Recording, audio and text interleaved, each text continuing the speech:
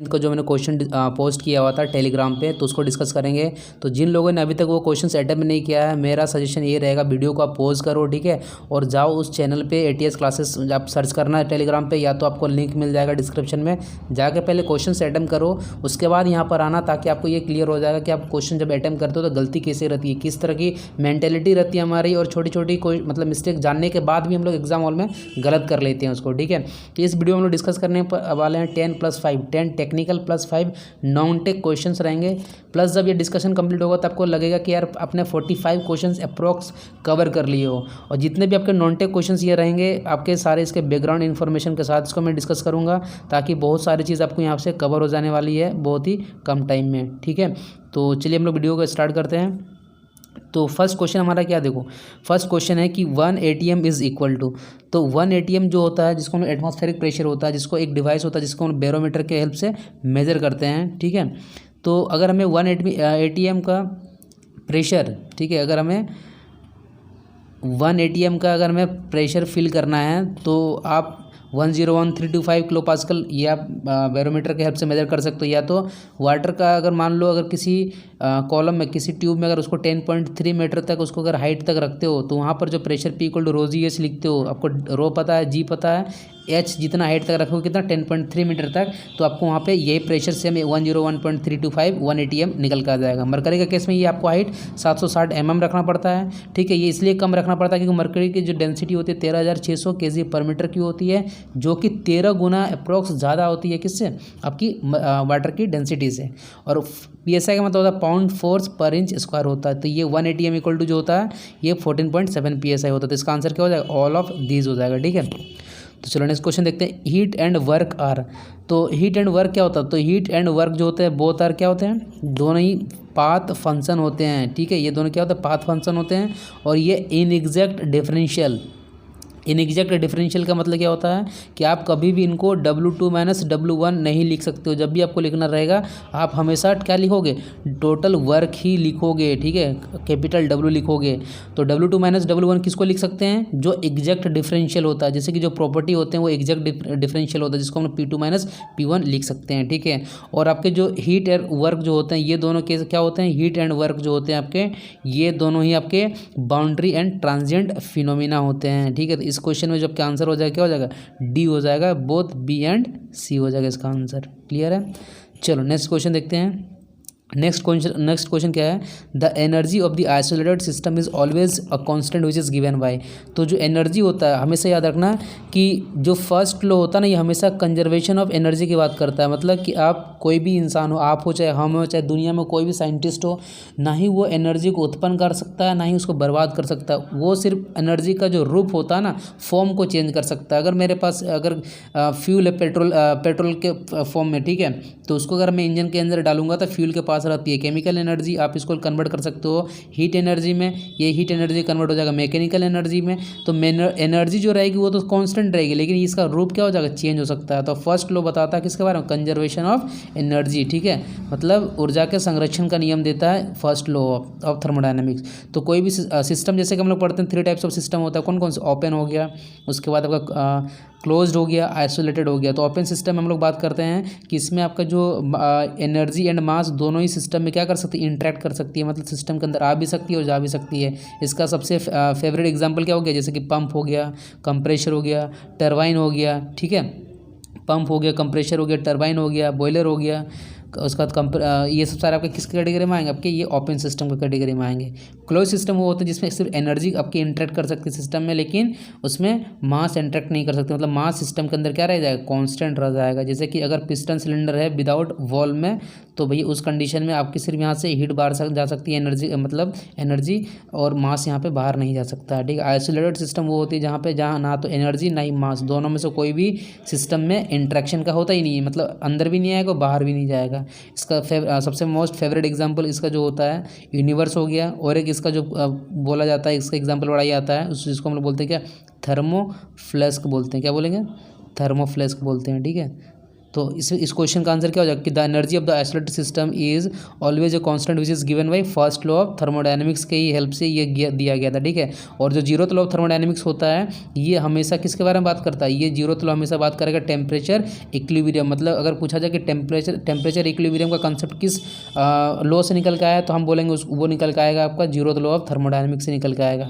Second law क्या बात करता है, सेकंड लॉ जो आप एंट्रोपी का जो कॉन्सेप्ट निकल के आया, कहाँ से निकल के आया, सेकंड लॉ ऑफ थर्मोडायनेमिक्स। इसके दो स्टेटमेंट होते हैं, केल्विन और प्लैंक के स्टेटमेंट। ये बोलता है कि एक मतलब ऐसा डिवाइस बनाना इम्पॉसिबल है जो आपको सिंगल रिजर्वायर से मतलब हीट लेके मतलब आपको क्या करे, total net work output produce कर दे। इस तरह का डिवाइस की जो एफिशिएंसी होगी वो 100% होगी। तो ये जो स्टेटमेंट दिया केल्विन ने दिया, बोला कि ये इम्पॉसिबल है, ठीक है। मतलब अगर आपको वर्क आउटपुट कुछ प्रोड्यूस करना तो आपको दो डिवाइस यूज़ करने ही पड़ेंगे, जैसे कि दो रिजर्वायर, जैसे कि जिसको हम लोग सोर्स और एक सिंक बोलते हैं। तो इस कंडीशन में ये जो डिवाइस होता है, जो एक्चुअल कंडीशन होता है, उसको हम लोग बोलेंगे हीट इंजन बोल देते हैं, ठीक है। और अगर जो पॉसिबल नहीं होता, जो 100% एफिशिएंसी दे देता है, उसको हम लोग क्या बोल देते हैं, PMM2 बोलते हैं। तो perpetual motion machine second type, जो हमें सेकंड लॉ ऑफ थर्मोडायनेमिक्स से मिलता है। और फर्स्ट वाला कहाँ से मिलता है, फर्स्ट वाला हमें मिलता है फर्स्ट लॉ ऑफ थर्मोडायनेमिक्स से मिलता है। दूसरा स्टेटमेंट किसने दिया है, दूसरा स्टेटमेंट दिया है क्लॉसियस ने। उसने बोला कि आप ऐसा कोई भी डिवाइस मतलब बनाना इम्पॉसिबल है जो आपको लो टेम्परेचर से हीट लेके आपको क्या करे, हाई टेम्परेचर में उसको डिलीवर कर दे। अगर इस तरह का डिवाइस अगर आपने बना दिया तो इस तरह की डिवाइस की जो COP होती है वो इनफाइनाइट होती है, जो कि इम्पॉसिबल है। मतलब अगर आप जो हीट होता है नेचुरली हमेशा ये हाई टेम्परेचर से लो टेम्परेचर की ओर फ्लो करता है, ये भाई प्रकृति का नियम है। लेकिन आप बोलोगे हम लो से हाई फ्लो करवा देंगे, तो उसके लिए आपको कुछ वर्क इनपुट देना ही पड़ेगा, ठीक है। और उसका अगर इसके बिना ये हो ही नहीं सकता है। तो इस क्वेश्चन के लिए जो हमारा आंसर हो जाएगा, ये क्या हो जाएगा कि जो कंजर्वेशन ऑफ एनर्जी होता है किसी भी आइसोलेटेड सिस्टम के लिए क्या होती है, कांस्टेंट होती है। तो ये फर्स्ट लॉ ऑफ थर्मोडायनेमिक्स की हेल्प से दिया गया है, ठीक है। थर्ड लॉ क्या होता है, थर्ड लॉ बोलता है कि किसी भी सब्सटेंस का जो टेम्परेचर होता है ना, it is impossible to fall below -273.15 degree Celsius. बस यही भैया क्या थर्ड लॉ ऑफ थर्मोडायनेमिक्स है, क्लियर है। चलिए नेक्स्ट क्वेश्चन देखते हैं। COP ऑफ रेफ्रिजरेटर एंड जो पंप होता है उसका रिलेशन क्या होता है। सबसे पहले COP होता क्या है, COP जो होता है ये डिजायर्ड इफेक्ट अपन वर्क इनपुट होता है। तो जो दो डिवाइस होते हैं आपके, जैसे कि जो रेफ्रिजरेटर होता है, एक होता है क्या आपका हीट पंप होता है। तो रेफ्रिजरेटर की बात करूँ तो डिजायर्ड इफेक्ट क्या होता है, कूलिंग, मतलब आप चाहते हो लो टेम्परेचर, ठीक है।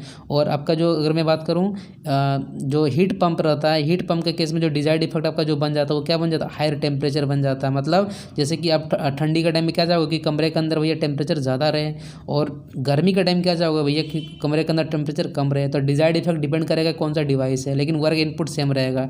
तो इसका जो आपका रिलेशन यहाँ से जो निकल के आता है दोनों का, तो जो COP आपका हीट पंप का होता है ये एक ज़्यादा होता है किससे, COP ऑफ रेफ्रिजरेटर से, ठीक है। और इस रिलेशन को हम लोग और इक्वल टू लिख सकते हो 1 एफिशिएंसी ऑफ हीट इंजन।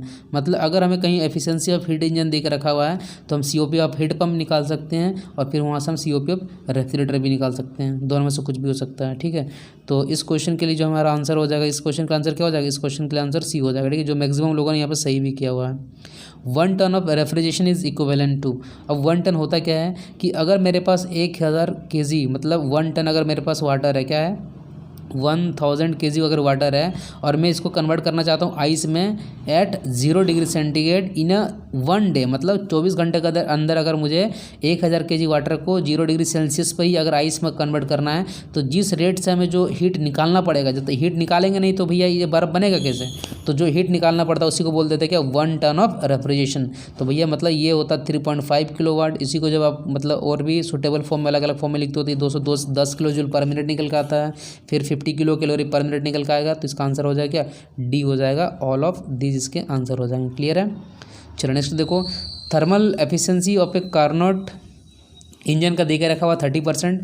तो उसके बाद बोला कि if the engine is reverse to operate as heat pump with same operating condition, what will be the COP of the heat pump. Simple सी बात, अभी मैंने आपको बताया था कि जो COP ऑफ हीट पंप होता है भैया उसका एक रिलेशन निकल के आता है किसके साथ, ये निकल के आता है आपका एफिशिएंसी ऑफ हीट इंजन। तो COP of heat pump is equal to क्या लिख सकते हो, COP of 1 + COP of refrigerator is equal to 1 efficiency of heat engine.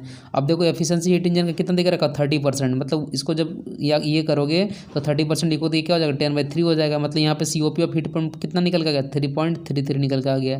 लेकिन इस क्वेश्चन में अगर रेफ्रिजरेटर का COP बोलता तो ये क्या हो जाता 2.33 हो जाता। तो इस क्वेश्चन का जो आंसर आपका क्या निकल के आएगा, इस क्वेश्चन का आंसर आपका निकल के आ जाएगा आपका निकल के आ जाएगा डी निकल के आ जाएगा, जो बहुत कोई लोगों ने सही भी किया हुआ है, ठीक है। चलो नेक्स्ट क्वेश्चन देखो, the floating body will be in unstable equilibrium, ठीक है।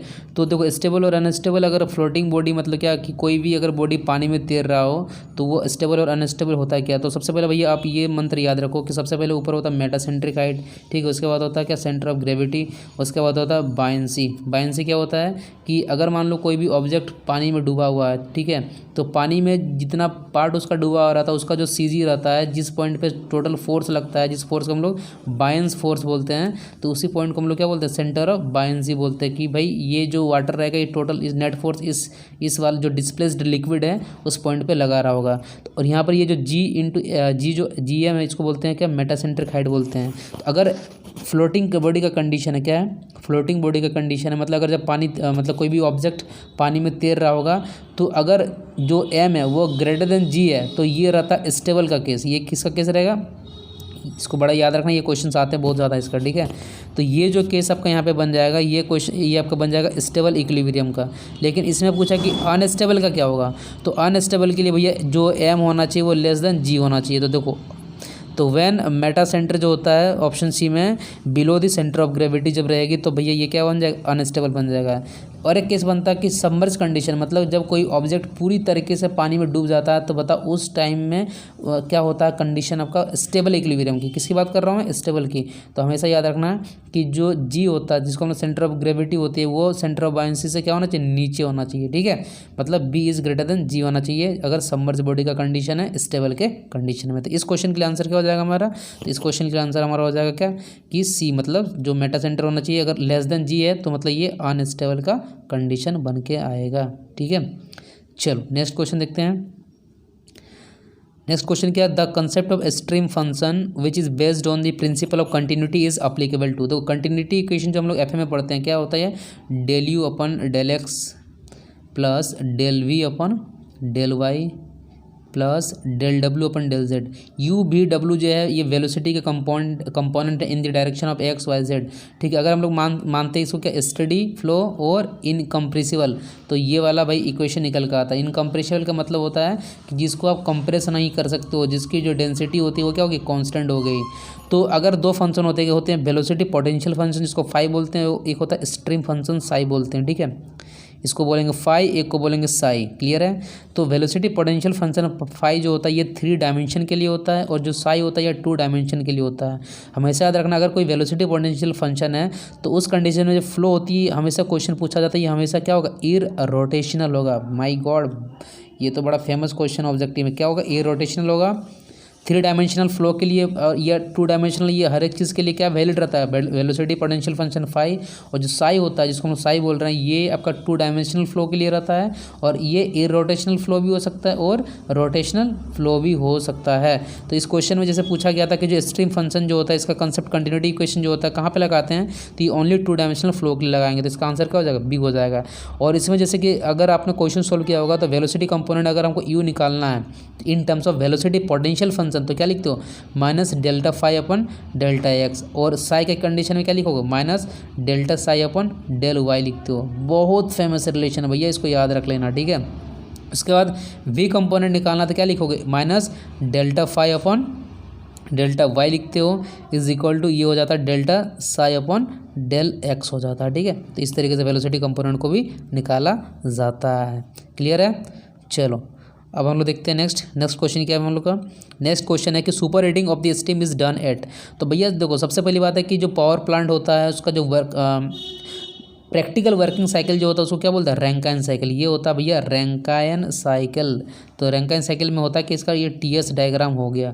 तो 1 से 2 जो होता है यहाँ टरबाइन का आइसेंट्रोपिक एक्सपेंशन, मतलब कांस्टेंट एंट्रोपी पे यहाँ पे स्टीम एक्सपेंड करके आपको यहाँ से वर्क मिल जाता है। 2 से 3 एक डिवाइस होता है कंडेंसर जहाँ पे हीट का आपका रिजेक्शन होता है किससे, स्टीम से। और 3 से 4 फिर हम लोग क्या करते हैं, इसको पंप लगा के फिर हम बॉयलर में भेजते हैं। फिर 4 से 1 हम लोग कॉन्स्टेंट प्रेशर पे हीट को ऐड करके फिर उसको हम लोग क्या करते हैं, टरबाइन पे भेज देते हैं। तो ये वाला जो कर्व आपको दिख रहा है ना भैया, ये वाली कर्व, ये वाली, तो ये वाली कर्व क्या, ये इसी को बोलते हैं कांस्टेंट प्रेशर का कर्व बोलते हैं। सुपर हीटिंग का मतलब क्या होता है, देखो अगर आप इस पॉइंट पे हो तो इसको बोलते हैं saturated liquid line, liquid curve बोलेंगे, इसको बोलेंगे saturated vapour curve. Saturated liquid से आप जैसे जैसे मान लो हीट देते जाओगे तो ये आपका फेज चेंज होता है। फेज चेंज मतलब क्या होता है कि अगर आपके पास लिक्विड के फॉर्म में वाटर था तो ये धीरे धीरे गैस में कन्वर्ट होने लगेगा। जब फेज चेंज होता है तो उस टाइम टेम्परेचर क्या रह जाता है, कांस्टेंट रह जाता है, corresponding to a given pressure. ठीक है, मतलब प्रेशर और टेम्परेचर जो होता है फेज चेंज के दौरान, ये पूछा भी जाता है, ये एक दूसरे के डिपेंडेंट प्रॉपर्टी हो जाती है, एक दूसरे पे डिपेंड करती है। लेकिन जैसे आप पहुंच जाते हो कहाँ पे, आप पहुंच जाते हो सैचुरेटेड लिक्विड से हट के आप सुपर हीटेड पे, मतलब सैचुरेटेड वेपर पे पहुंच जाते हो। मतलब सारे लिक्विड पार्टिकल जब आपके गैस के फॉर्म में ये कंप्लीट हो जाते हैं, उसके बाद भी अगर आप हीट को सप्लाई करते जाओगे तो भैया क्या होगा कि कांस्टेंट प्रेशर पे ही उन मॉलिक्यूल्स की जो है हीट टेम्परेचर बढ़ने लगेगी और उसका टेम्परेचर क्या होगा, बढ़ेगा। और तो इस कंडीशन को हम लोग बोलते हैं क्या, सुपर हीटेड। मतलब भाई आप स्टीम को क्या कर रहे हो, सुपर हीट कर रहे हो। ठीक है, उस कंडीशन में प्रेशर आपका नहीं बढ़ता है, क्योंकि ये जो होता है कांस्टेंट प्रेशर का कर्व होता है। टेम्परेचर बढ़ेगा लेकिन प्रेशर नहीं बढ़ेगा। और फेज चेंज के टाइम ये दोनों कांस्टेंट होते हैं, तो इसलिए इसका आंसर क्या हो जाएगा, इसलिए इसका आंसर हो जाएगा to pressure is equal to constant हो जाएगा। ठीक है, चलो नेक्स्ट क्वेश्चन देखो। In a thin cylindrical shell, in a thin cylindrical shell subjected to an internal pressure P। मतलब अगर कोई थिन सिलेंड्रिकल सेल है तो उसमें भैया प्रेशर अगर उसमें P सब्जेक्टेड हो रहा है अंदर में, तो लॉन्गिट्यूडनल स्ट्रेस और हुप स्ट्रेस का जो रेशियो होता है उसको निकालना है। ठीक है, मान लो ये इधर से क्लोज है, तो जो हुप स्ट्रेस होता है जिसको हम लोग सर्कमफेरेंशियल स्ट्रेस भी बोलते हैं, ठीक है, उसका जो फॉर्मूला हम लिखते हैं वो क्या लिखते हैं, तो hoop stress is equal to होता है PD/2T होता है। ठीक है, और लॉन्गिट्यूडनल स्ट्रेस जो होता है इसका जो फॉर्मूला होता है ये होता है PD/40। तो हमें पता है कि जो सर्कमफेरेंशियल स्ट्रेस होता है जिसको हम हुप स्ट्रेस बोल रहे हैं, ये हमेशा ज़्यादा होता है किससे, लॉन्गिट्यूडनल स्ट्रेस से ज़्यादा होता है। और कितना ज़्यादा होता है, ये सिग्मा H जो होता है ये 2 टाइम्स ज़्यादा। दोनों का रेशियो निकालोगे ना तो सिग्मा H इक्वल टू जो है ये निकल के आएगा 2 टाइम्स ऑफ लॉन्गिट्यूडनल स्ट्रेस। लेकिन पूछा किसका रेशियो, सिग्मा L/सिग्मा H का पूछा हुआ ना, तो इसका रेशियो जब निकालोगे तो ये यहाँ से निकल के आएगा कितना, 0.5 निकल के आएगा। इसलिए इसका आंसर क्या हो जाएगा, बहुत होना सही किया यार, तो इसका आंसर हो जाएगा C, इसका आंसर हो जाएगा। क्लियर है, चलो ठीक है, नेक्स्ट क्वेश्चन देखते हैं। The equivalent length of a column supported firmly, मतलब फिक्स्ड एंड का अगर सपोर्ट है तो बताओ उसका लेंथ क्या होगा। तो भाई एक क्रिपलिंग लोड होता है जिसको हम लोग कहाँ पे अप्लाई करते हैं, मतलब कि अगर हमको समझना रहता है कि शॉर्ट कॉलम और लॉन्ग कॉलम का जो कंसेप्ट होता है वहीं पे हम लोग पढ़ते हैं क्या, क्रिपलिंग लोड, जिसका फॉर्मूला क्या होता है, बहुत ही फेमस भाई, इसको याद रखना आपको। ये फॉर्मूला होता है π² EI। ई मतलब मॉडुलस ऑफ इलास्टिसिटी, आई मतलब area moment of inertia, minimum area moment of inertia लेते हैं। ठीक है, अपॉन L इक्विवेलेंट का स्क्वायर। तो ये L इक्विवेलेंट जो होता है डिपेंडिंग अपॉन की जो बीम है वो किसका कंडीशन में, अगर मान लो बीम जो है दोनों साइड फिक्स्ड है, ठीक है, तो इस टाइम जो L इक्विवेलेंट होता है ये क्या होता है, L/2 में कन्वर्ट हो जाता है। ये याद रखना, बहुत क्वेश्चन आते हैं इससे। ठीक है, अगर एक साइड फ्री है, एक साइड फिक्स्ड है और दूसरा साइड क्या फ्री है, तो इस टाइम जो लेंथ होता है ये 2L लिखते हैं। और क्या होगा, एक साइड फिक्स है और दूसरा साइड क्या है आपका हिंज है, तो इस कंडीशन में L/√2 होता है। और अगर दोनों ही साइड अब क्या कंडीशन बन सकता है कि दोनों ही साइड क्या रहे, हिंज रहे। ठीक है, हिंज सपोर्ट रहे, तो ये बन जाएगा ओनली इक्विवेलेंट लेंथ L बन जाएगा। तो हमें पूछा फिक्स्ड एंड का कंडीशन, तो फिक्स्ड एंड में देखो क्या होता है L/2, मतलब ये 0.5 × L होगा। तो इसका आंसर यहाँ से आप क्या बोल सकते हो, इसका आंसर यहाँ से हो जाएगा B हो जाएगा। ठीक है, 0.5 L हो जाएगा इक्विवेलेंट लेंथ। और ये होता है क्रिपलिंग लोड π² EI/L इक्विवेलेंट का स्क्वायर। इसको आपको याद रखना है, क्वेश्चंस बहुत बनते हैं इससे। क्लियर है, चलो बढ़िया, नेक्स्ट क्वेश्चन में मूव करते हैं। अब नेक्स्ट क्वेश्चन देखो यार, अब मैंने क्या बोला, नॉन टेक का पोर्शन है, ठीक है, इसको हम लोग डिटेल में भी अपना डिस्कस करने वाले हैं कि Kathak classical dance is belong to which state. तो हमारे पास भैया टोटल 8 क्लासिकल डांस है, कितने हैं, 8 क्लासिकल डांस है। तो बहुत सारे बच्चे यहाँ पे गलत भी की हो यार, तो ये 8 आपको नोट्स में बना के रख लेना है कि भरतनाट्यम जो होता है किसके लिए, तमिलनाडु के लिए, कथक उत्तर प्रदेश के लिए, जो कि बहुतों ने यहाँ पे देखो आंसर क्या दिया, केरल दिया, बहुत गलत। केरल के लिए कथकली है मेरे भाई, ठीक है, कथकली याद रखना सकता है, के से केरल स्टार्ट होता है ना, तो कथकली में देखो बड़ा सा एक वर्ड होता है लास्ट में, इसमें भी KA आ जाता है। ठीक है, तो इसको इस तरह से याद रख सकते हो कि कथकली केरल के लिए और कथक ये उत्तर प्रदेश के लिए होता है। ठीक है, उसके बाद कुचिपुड़ी जो होता है ये आंध्र प्रदेश के लिए होता है। मणिपुर के लिए नाम से समझ में आता है। मोहिनीअट्टम और कथकली ये 2 होते हैं किसके, आपके केरल के लिए होते हैं। और ओडिसी से नाम से समझ में आ रहा है, उड़ीसा का होगा। सतरिया जो होता है ये असम के लिए होगा।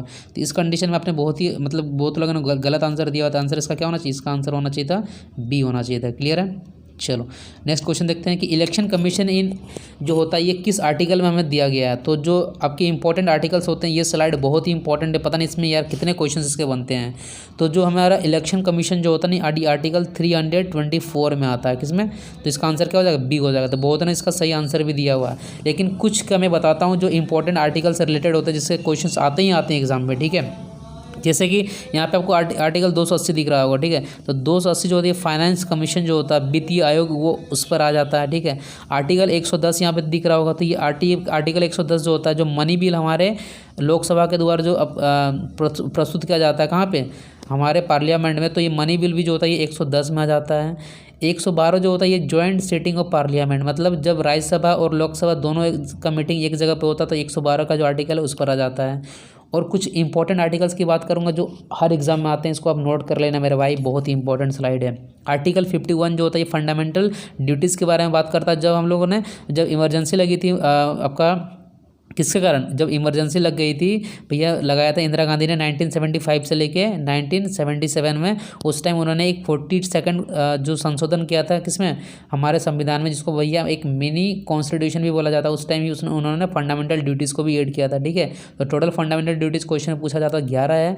इसको हम लोगों ने कहाँ से बोरो किया है, तो इसको हम लोगों ने बोरो किया कहाँ से, रशिया से बोरो किया है, क्लियर है।